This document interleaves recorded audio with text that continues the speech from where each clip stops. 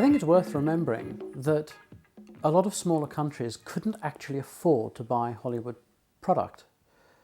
Put very simply, if they went to a market like Cannes, the asking prices, even for a relatively low-budget American film, was way beyond the pocket of distributors and exhibitors in half the world. So they were crying out for content, crying out for films. And where people like Dick Randall came in was that they could fill that gap. They were able to make movies and sell movies, crucially, at prices low enough that they could be sold absolutely everywhere. And it operates in an arena that entirely bypasses what most people understand as cinema, which is those respectable films that you might see in your local cinema. Movies are made where the deals are, so often different countries want to promote their own film industry and they need outsiders to come in to make the movies, so they offer deals. They either offer good studios, deals on studio space or tax incentives or whatever, free airline flights for cast crew, and so that's how people make movies. You know, they're always scouting around looking for the next deal. We travel constantly.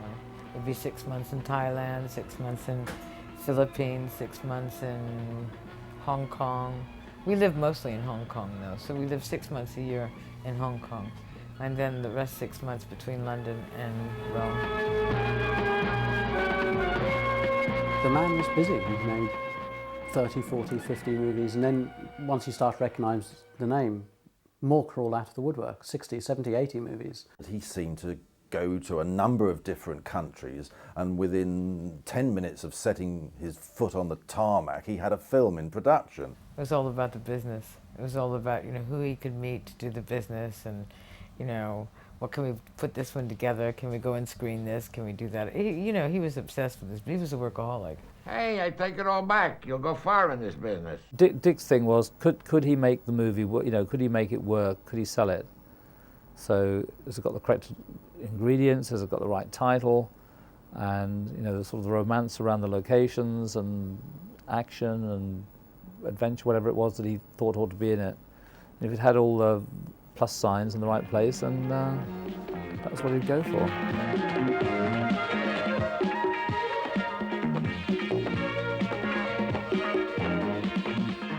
He had an awful lot of colleagues in the Far East, so what would happen is they'd put up the money for the Far East and they'd keep the film. And then Dick would put his money in, and then he would keep the rest of the world.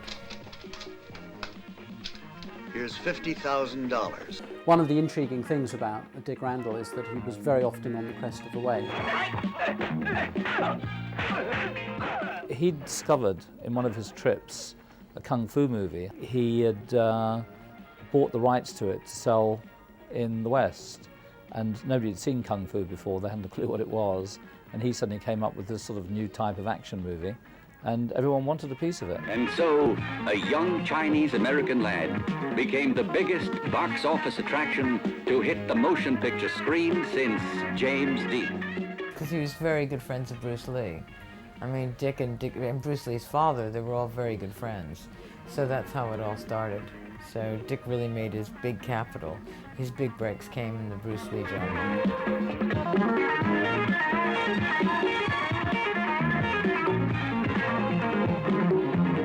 The Claws of Bruce Lee, starring Bruce Lee,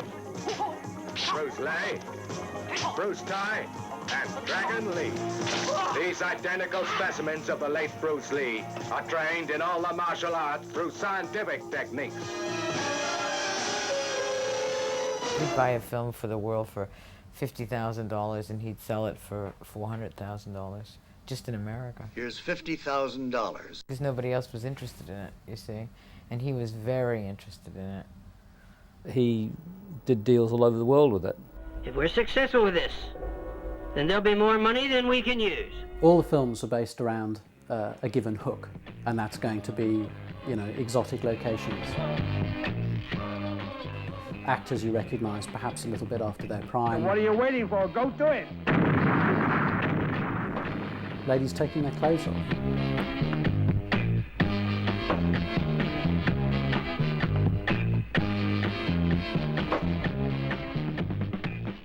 Dick because he could sell a film that was something that was going on at the time that was successful. So what he would do is he'd take the success of another film and he would utilize it.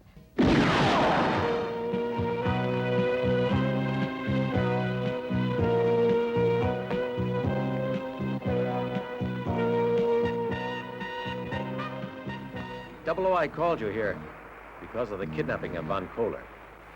We got a whole bunch of new gadgets to help you on the case. The sorts of movies that Randall made very often were imitations of other more successful films. But they weren't necessarily imitations of successful American films. They might also be imitations of successful Italian films. A very typical and rather special Dick Randall production of the early 70s is The French Sex Murders. This was an Italian-German co-production and was definitely trying to ride the crest of the wave of the Italian giallo thriller.